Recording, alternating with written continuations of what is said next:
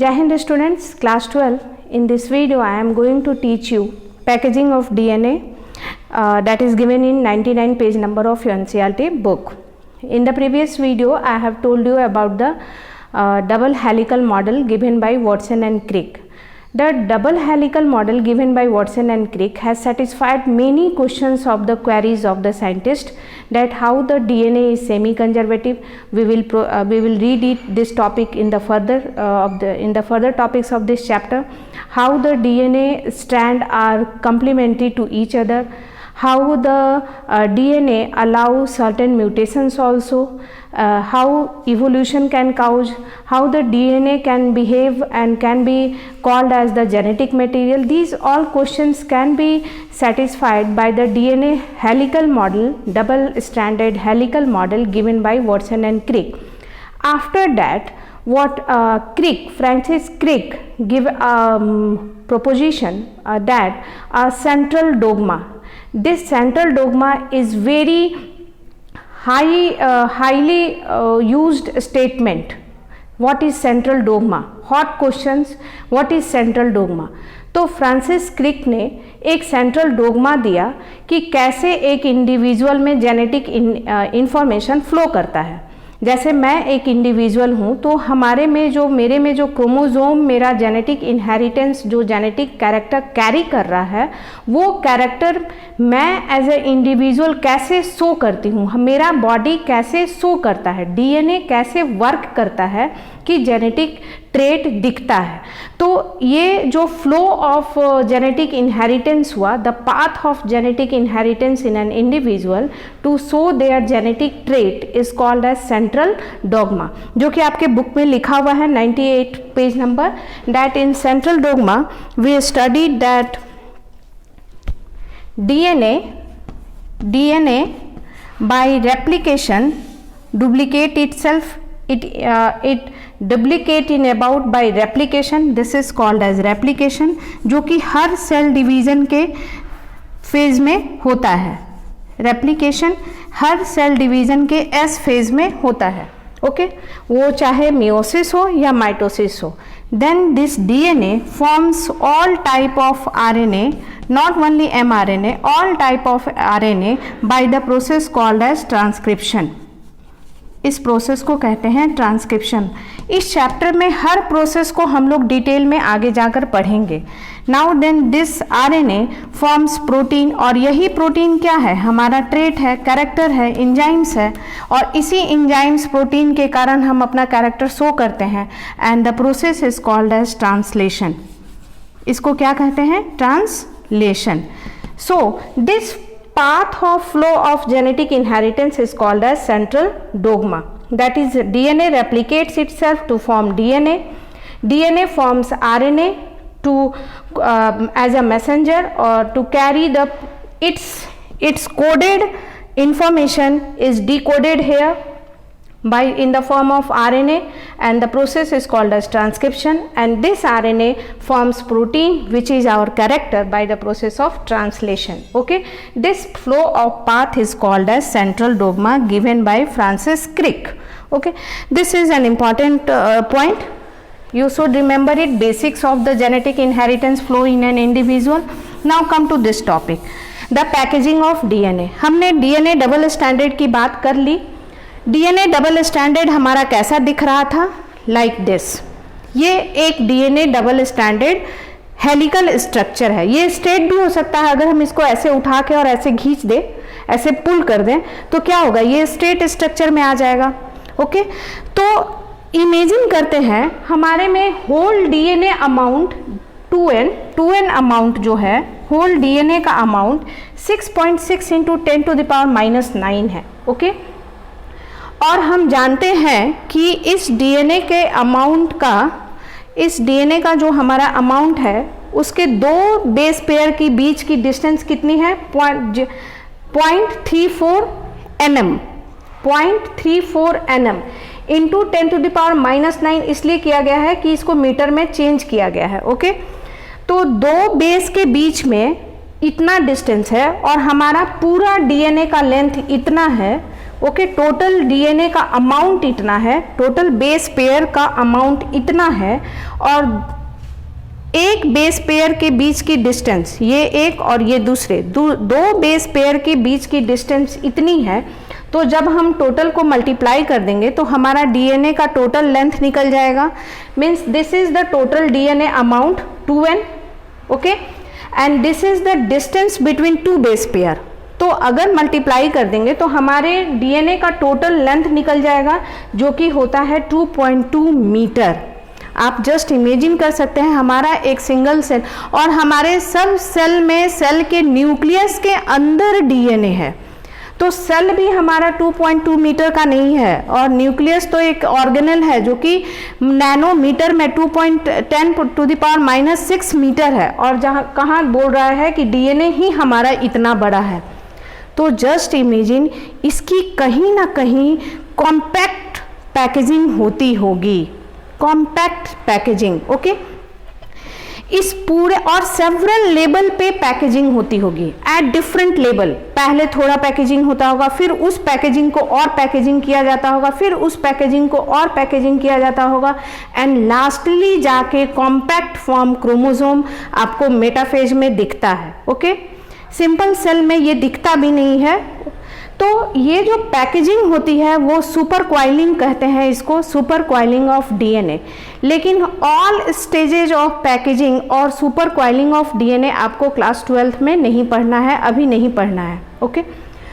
आज हमें जो पढ़ना है वो है packaging of DNA at initial first level. सबसे पहला शुरुआती लेवल पे जो डीएनए की पैकेजिंग होगी, फर्स्ट पैकेजिंग, वो कैसे होगी। मीन्स कोई हम गिफ्ट लेते हैं, उसको छोटे से रैपर में पैक करते हैं, फिर उसको थोड़े से और बड़े रैपर में पैक करते हैं, फिर उसको बड़े से रैपर में पैक करते हैं, तो वो छोटा सा गिफ्ट जो है वो पैक होते होते होते होते और थोड़ा बड़ा और दिखने लगता है। तो यहाँ पे हम क्या कर रहे हैं, मानिए बहुत बड़ा धागा है, उसको पहले थोड़ा लपेट रहे हैं, फिर थोड़ा और लपेट रहे हैं, फिर थोड़ा और लपेट रहे हैं। तो हमें इस प्रोसेस को सेवरल लेवल पे जो क्वाइलिंग होती है डीएनए की और लास्टली क्रोमोसोम बनता है, उसको हम लोग सुपर क्वाइलिंग कहते हैं, super coiling of DNA. But हमें सुपर क्वाइलिंग का ऑल प्रोसेस नहीं पढ़ना है, हमें initial stage of packaging of DNA पढ़ना है। सबसे शुरुआत में डीएनए कैसे पैक होता है हमारे बॉडी में, ओके। तो इमेजिन करते हैं कि ये हमारा डीएनए है, this is your DNA, it is not packed, it is expanded in form. अब इसकी पैकेजिंग स्टार्ट होगी।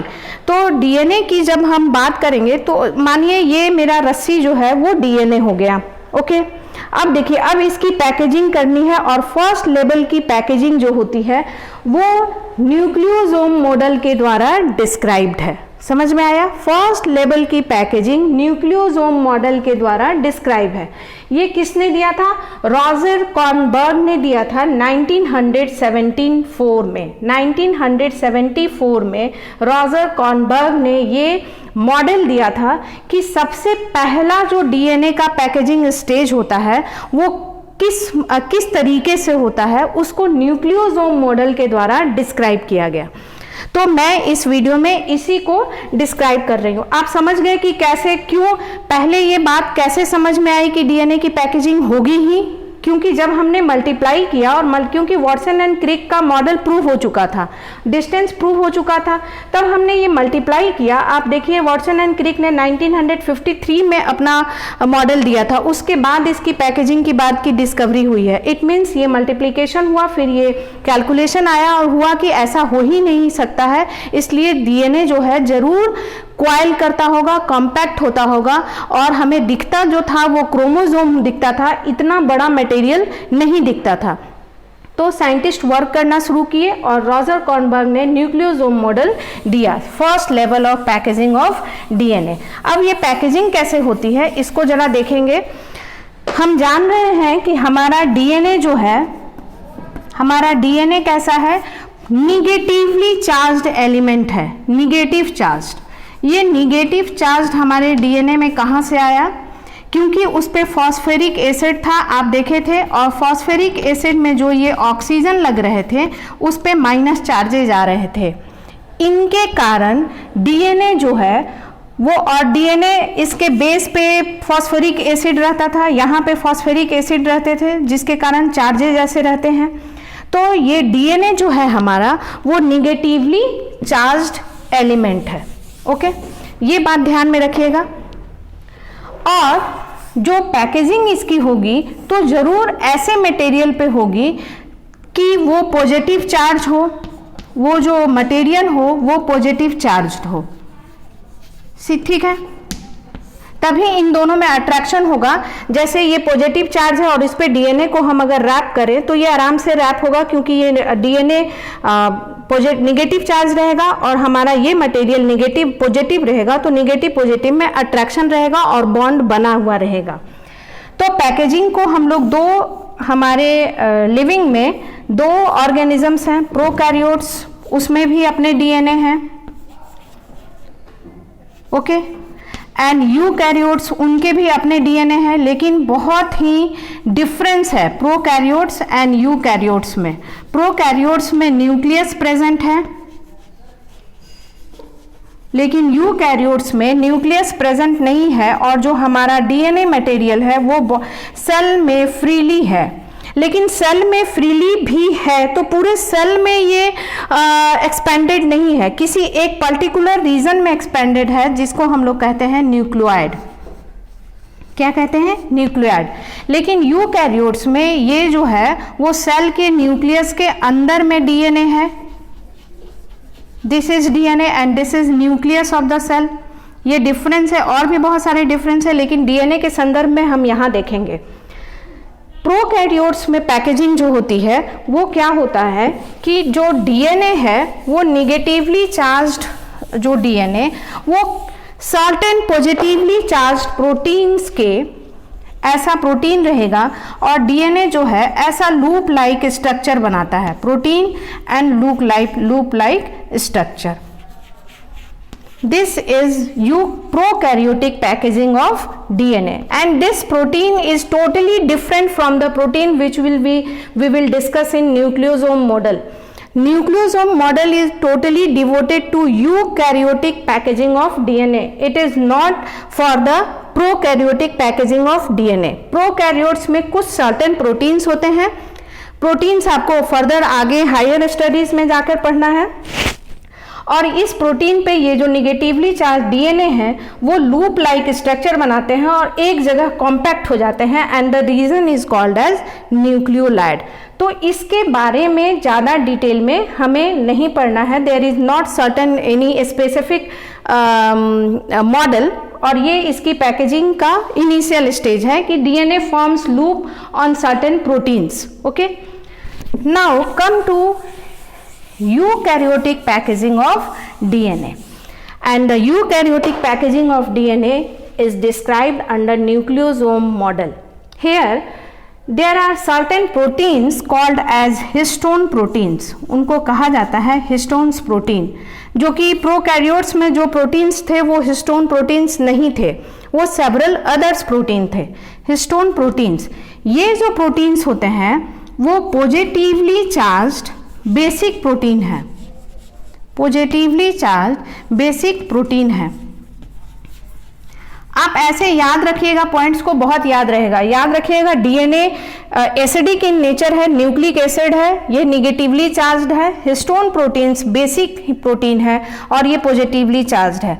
अगर हमको, और ये आपको प्रोटीन जो होते हैं वो अमाइनो एसिड के बने हुए होते हैं, और इस ये जो हिस्टोन प्रोटीन्स हैं उसमें लाइसिन एंड आर्जिनिन होता है, lysine and arginine basic amino acid. ये क्या है? अमाइनो एसिड है, क्योंकि अमाइनो एसिड से मिलकर प्रोटीन बनता है। तो बेसिक प्रोटीन के जब आप एग्जाम्पल में जाएंगे तो lysine, arginine and histidine, 3 type के बेसिक प्रोटीन होते हैं, लेकिन हिस्टोन प्रोटीन में लाइसिन एंड आर्जिनिन प्रेजेंट होता है और ये पॉजिटिवली चार्ज्ड है। और ये पॉजिटिवली चार्ज्ड क्यों होगा? अगर आपको अमाइनो एसिड का डायग्राम याद होगा तो वो क्या कहते हैं? आर वेरिएंट है, COO माइनस, NH3 प्लस और H, ये तीनों आपका तो कांस्टेंट रहता है हर अमाइनो एसिड में। अगर एक बार आप मॉलिक्यूलर को पढ़ेंगे, बायोमॉलिक्यूल्स को पढ़ेंगे तो किसी भी अमाइनो एसिड का नेचर इस R पे डिपेंड करता है कि वो न्यूट्रल होगा, कि एसिडिक होगा, कि चार्ज्ड होगा, कि अल्कोहलिक होगा, कैसा होगा। तो ये जो लाइसिन एंड आर्जिनिन है उसमें बेसिक नेचर ज़्यादा रहता है और अमोनिया नाइट्रोजन कंपाउंड उसमें ज़्यादा रहते हैं, NH। यही NH3 देखिए, ये तो नॉर्मल हो गया NH3 और ये बैलेंस कर रहा है, लेकिन यहाँ R में भी अगर NH3 प्लस आ जाएगा तो ऑफ कोर्स इस पूरे अमाइनो एसिड का पॉजिटिव चार्ज बढ़ जाएगा और वो कैसा एसिड हो जाएगा, पॉजिटिवली चार्ज्ड बेसिक प्रोटीन। और ये अमोनिया बेसिक भी है, तो R पे डिपेंड करता है कौन सा अमाइनो एसिड कैसा होगा। और ये लाइसिन और आर्जिनिन जो है इसमें अमोनिया का ग्रुप R में ज़्यादा होता है, जिसके कारण ये पॉजिटिवली चार्ज्ड बेसिक प्रोटीन है। नाउ अब ये हुआ कि ये जो हिस्टोन प्रोटीन है वो दो पार्ट में डिवाइडेड है, core protein and linker protein. Okay, core protein and linker protein. Core protein जो है इसमें चार प्रकार के अमाइनो एसिड्स होते हैं, चार प्रकार के प्रोटीन्स होते हैं, H2A, H2B, H3 and H4। Linker protein में एक प्रकार का प्रोटीन होता है H1। ओके, histones protein are positively charge basic protein. पहले डीएनए को जान लिए, वो निगेटिवली चार्ज्ड है due to the presence of phosphoric acid in them, they are negatively charged.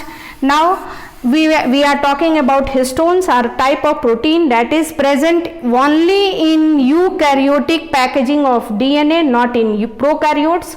These are positively charged basic protein. ये इसमें lysine and arginine abundant amount में रहते हैं। उसके बाद ये हिस्टोन प्रोटीन दो तरीके का होगा, core protein and linker protein. Core protein में चार प्रकार के प्रोटीन पाए जाएंगे, H2A, H2B, H3, H4। Linker में एक प्रकार का प्रोटीन पाया जाएगा, डेट इज H1। ओके, अब बात आती है कि कोर प्रोटीन कैसा होगा। जो कोर प्रोटीन है वो ऑक्टामर इन शेप है। ओके, जो कोर प्रोटीन है वो ऑक्टामर है। कोर प्रोटीन कैसा है, ऑक्टामर है, मतलब ये 8 प्रोटीन से बना हुआ है, ऑक्टामर है। तो ये 8 प्रोटीन से कैसे बना हुआ है, क्योंकि इसके जो प्रोटीन्स के टाइप्स हैं वो कौन कौन से हैं, H2A, H2B, H3 and H4।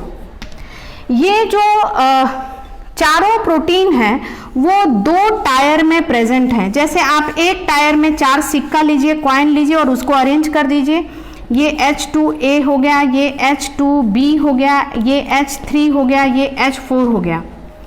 और फिर चारों को ऐसे आप अरेंज किए, चार प्रोटीन को अरेंज किए और फिर उसके ऊपर भी 4 प्रोटीन को अरेंज किए, इसी सेम 4 प्रोटीन को अरेंज किए। जैसे आप पाइल कैसे बनाते हैं, जैसे 4 सिक्के को अरेंज किए फिर उसके ऊपर 4 सिक्का और रख दिए तो 8 हो गया, that 8 is called as octamer. ये एक यूनिट हो गया, 1 2 3 4, और इसके ऊपर फिर से यही प्रोटीन बन जाएंगे 4। फिर वही H2A, H2B, H4 and here H3. This octamer is the core histone protein. ये जो ऑक्टामर है वो कोर हिस्टोन प्रोटीन है और लिंकर डीएनए एक ही प्रोटीन का बना हुआ है, दैट इज H1। यही octamer is present this octamer forms the core space where the DNA wrap। यही जो ऑक्टामर है वो एक बॉल लाइक शेप बनाता है, हार्ड स्ट्रक्चर जिसपे डीएनए रैप करता है। Okay, and this octamer protein that is core protein is made up of 4 types of protein, H2A, H2B, H3 and H4। और इनका टोटल अमाउंट ऑक्टामर में कितना होगा, into 2। It forms the core, इसीलिए नाम इसका कोर पड़ा, क्योंकि ये कोर टाइप बेसिक स्ट्रक्चर बनाएगा जिसपे डीएनए रैप करेगा। अब बताइए, जब डीएनए रैप करेगा तो रैप करने के बाद एक छोर डीएनए का बाहर निकलेगा। एक तो इंटरेक्शन है, डीएनए आपका निगेटिव है और ये कोर प्रोटीन पॉजिटिव है, तो इंटरेक्शन तो होगा ही। उसके बाद बांधने के लिए इनको ऐसे हुक टाइप लिंकर प्रोटीन लगा रहेगा, दिस हुक, जैसे हम लोग कुछ बांधे और उसमें फिर हुक लगा दिए। तो ये डीएनए आपका रैप करेगा इस कोर प्रोटीन पे, और लिंकर प्रोटीन आपके डीएनए के एग्जिट और एंट्री दोनों को हुक कर देगा, बंद कर देगा, ताकि स्टेबल रहे स्ट्रक्चर। ओके, तो आपका एक मॉडल ऐसे बनेगा, डीएनए रैप किया, ऐसे हुक लग गया, this is linker protein and this is octamer core protein.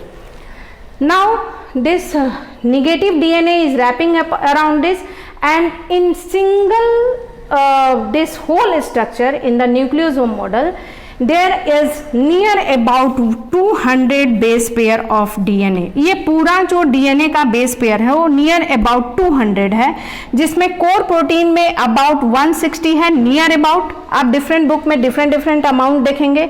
And इस बाहर निकलने वाले ये DNA का नंबर बेस पेयर, और इतने बेस पेयर का नंबर नियर अबाउट 40 है। टोटल मिला के 200 बेस पेयर इस मॉडल में आएंगे, and this whole structure is called as nucleosome model. क्या कहेंगे इसको? Nucleosome model that consist of a core protein, octamer and a linker protein, and this is also called as linker DNA.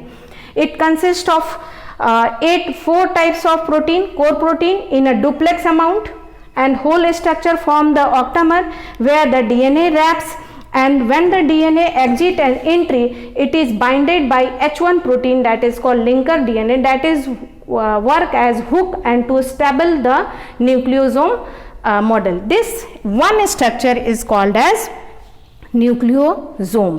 तो यहाँ पे आपकी जो फर्स्ट लेवल की packaging हो गई वो यहाँ पे आपका न्यूक्लियोसोम मॉडल पे कंप्लीट हुआ। अब ये देखिए, न्यूक्लियोसोम मॉडल होने के बाद ये फर्दर और भी कॉम्पैक्ट होता है, और कॉम्पैक्ट होने के बाद बनता है chromatin material. This forms chromatin material, मतलब ये न्यूक्लियोसोम मॉडल अब बनेगा, और ये क्रोमेटिन और भी कॉम्पैक्ट होगा, जिसका और बेसिक आपको बहुत ज़्यादा नहीं पढ़ना है। ये बनेगा क्रोमेटिन फाइबर, और ये लास्टली कॉम्पैक्ट होके बन जाएगा क्रोमोसोम्स, जो कि मेटाफेज के फेज में कंप्लीटली बनता है क्रोमोसोम। मीन्स न्यूक्लियोसोम आपस में बहुत सारे न्यूक्लियोसोम मिलेंगे, और ये जब इलेक्ट्रॉन माइक्रोस्कोप के अंदर देखे जाते हैं तो ये बीड्स ऑन स्ट्रिंग दिखते हैं, मतलब ऐसा स्ट्रिंग और ये बीड्स ऑन स्ट्रिंग, ये बीच में ये बीड्स दिखेगा। This is the octamer core protein, और ये आपका डीएनए। तो बीड्स ऑन स्ट्रिंग, ये इंपॉर्टेंट क्वेश्चन है, how the chromatin material looks like under electron microscope. Beads on string, ऐसा लगता है स्ट्रिंग पे कुछ मोती लगा दिए गए हैं, और वो मोती क्या है? This octamer. Now the nucleosome again compact from chromatin, and they again compact from chromatin fiber, and again there is compaction, and they form lastly chromosome structure at the time of cell division। और ऐसा compaction जो होता है at the time of cell division during metaphase stage पे ये chromosome lastly जाकर दिखता है, नहीं तो सिंपल इंटरफेज सेल में सिंपल क्रोमेटिन मटेरियल के रूप में ये दिखता है। Okay, now these all are topics given in your book. This chromatin material is divided into, और this chromosome को जब हम लोग स्टेन करते हैं तो देखो, कॉम्पैक्ट होने के वक्त कुछ रीजन जो है वो हाईली कॉम्पैक्ट होते हैं, और कुछ रीजन जो है वो लूजली कॉम्पैक्ट होते हैं। ये क्रोमेटिन मटेरियल के कुछ रीजन हाईली एंड कुछ रीजन लूजली कॉम्पैक्ट होते हैं। तो जब स्टेन किया जाता है तो ये जो हाईली कॉम्पैक्ट होते हैं वो डार्क स्टेन होते हैं, डार्क स्टेन्ड होते हैं, और जो ये जो आपका जो है वो अगर ये आपका जो प्लेन है वो अगर स्टेन किया जाए तो ये लाइटली स्टेन होते हैं। ओके, लाइटली स्टेन होते हैं। जो डार्क स्टेन्ड होते हैं उनको हेटेरोक्रोमेटिन कहा जाता है। हेटेरोक्रोमेटिन, फिर ये इंपॉर्टेंट क्वेश्चन है एग्जाम के लिए, डिफरेंस बिटवीन हेटेरोक्रोमेटिन एंड यूक्रोमेटिन आता है, यूक्रोमेटिन। और जो लूजली स्टेन्ड है, लूजली पैक्ड है, वो लाइट स्टेन लेते हैं और इनको कहा जाता है यूक्रोमेटिन। अब देखिए, ये जो हेटेरोक्रोमेटिन है वो इनएक्टिव फॉर्म ऑफ जीन है, ये ट्रांसक्रिप्शन नहीं करते हैं, इनएक्टिव हैं, ये ट्रांसक्रिप्शन नहीं करते हैं, मतलब इनका रोल प्रोटीन फॉर्मेशन में नहीं है। जो लूजली फॉर्म्ड हैं वो जो यूक्रोमेटिन से बने हुए हैं, जो लाइटली स्टेन होते हैं, ओके, वो जो है वो ही ट्रांसक्रिप्शन करते हैं और ये एक्टिव फॉर्म ऑफ डीएनए है। बहुत सारा डिफरेंस दिया जा सकता है। इस डीएनए को जंक डीएनए कहते हैं, इस डीएनए को एक्टिव डीएनए कहते हैं। ये एक्टिवली प्रोटीन फॉर्म करता है, ये एक्टिवली प्रोटीन फॉर्म नहीं करता है। तो 3-4 पॉइंट्स आपके हेटेरोक्रोमेटिन एंड यूक्रोमेटिन का डिफरेंस हो जाता है। That is totally depend upon the packaging of chromosome. कहीं कहीं क्रोमोजोम टाइटली पैक्ड हो जाता है और कहीं कहीं लूजली पैक्ड रहता है। तो ऑफकोर्स जो लूजली पैक्ड रहेगा वही ओपन रहेगा ट्रांसक्रिप्शन के लिए, और टाइटली पैक्ड ओपन ही नहीं हो पाता है ताकि ये ट्रांसक्रिप्शन प्रोसेस में जा पाए। तो ये आपका इनएक्टिव पार्ट हो जाता है और ये एक्टिव, लेकिन होना एक डीएनए में सारा जरूरी है। ऐसा नहीं है कि ये वेस्ट पार्ट है तो इसको हटा देना है, ये भी, इसका भी फंक्शन है। ये कहाँ है ये बाद में आपको पता चलेगा कि हेटेरोक्रोमेटिन का रोल कहाँ है, लेकिन प्रोटीन सिंथेसिस में यूक्रोमेटिन का ही रोल है। So here I think I have finished all the topics that is given in your NCERT book, and in 12th CBSE this much amount we have to study only। और भी आपके बहुत सारे videos में बहुत सारा chromatin की packing कैसी होगी, क्रोमेटिन फाइबर कैसे होगा, सोलेनॉइड मॉडल कैसे बनता है, ये सभी बातें हैं। लेकिन 12th में आपको केवल initial level of protein that is nucleosome model पे कंसंट्रेट करना है, पैकेजिंग केवल यहीं तक जाननी है। और अगर हम आपको बता कर दिखाएं कि कैसे होगा, तो मानिए ये ओक्टामर प्रोटीन हो गया और ये डीएनए बस ऐसे रैप कर रहा है, रैप करेगा। अब मेरे पास कोई लिंकर प्रोटीन तो है नहीं, तो मैं इसको बांध देती हूँ ताकि ये बंध जाए। ओके, फिर ये आपका नया वाला आ जाएगा, ये आपकी ऐसे ही पैकेजिंग होगी, जैसे ये आके घुमा रहा है, घुमा ये डीएनए को इस पे घुमाया जा रहा है और ये रैपिंग हो गई। इसको ये मानिए मैं लिंकर प्रोटीन का काम कर रही हूँ इसमें गांठ लगा के, ताकि ये खुले नहीं। फिर ये अगला आपका ओक्टामर आ गया, ये अगला ओक्टामर, और देन आपकी फिर ये पैकेजिंग होगी और ये फिर पैकेजिंग होके फिर यहाँ पे एक लिंकर प्रोटीन आएगा। और मानिए फिर मैं इसको ऐसे बांध देती हूँ इससे, या नहीं भी बांधती हूँ। फिर ये अगला न्यूक्लियोसोम आएगा और फिर ये ओक्टामर पे ये मुड़ेगा। तो देखिए एक छोटा सा कैसा आपका रूप दिख रहा है। और ये जो है ये कोर प्रोटीन, ये आपका हो गया कोर प्रोटीन, यहाँ पे होगा आपका लिंकर प्रोटीन, और ये बीट्स ऑन स्ट्रिंग दिख रहे हैं आपके, यही है आपका न्यूक्लियोसोम मॉडल। अब ये और कॉम्पैक्ट होगा, मतलब ऐसे ऐसे अरेंज हो जाएंगे, कॉम्प्लेक्स होंगे, then chromatin, chromatin fiber, then lastly chromosome material. This is all about your nucleosome model, which is the first packaging level of eukaryotic DNA, not prokaryotic. In prokaryotic, simple loop-like structures is formed with positive proteins, but in eukaryote, nucleosome model is given by this scientist, in which it consists of core protein and linker protein. DNA is negatively charged, so it very nicely and in a lovely way wrap around the core protein, and thus there is a packaging of DNA, and lastly this DNA is packed in such a manner that chromosome is formed, and this chromosome is lying inside our nucleus. Okay, thank you.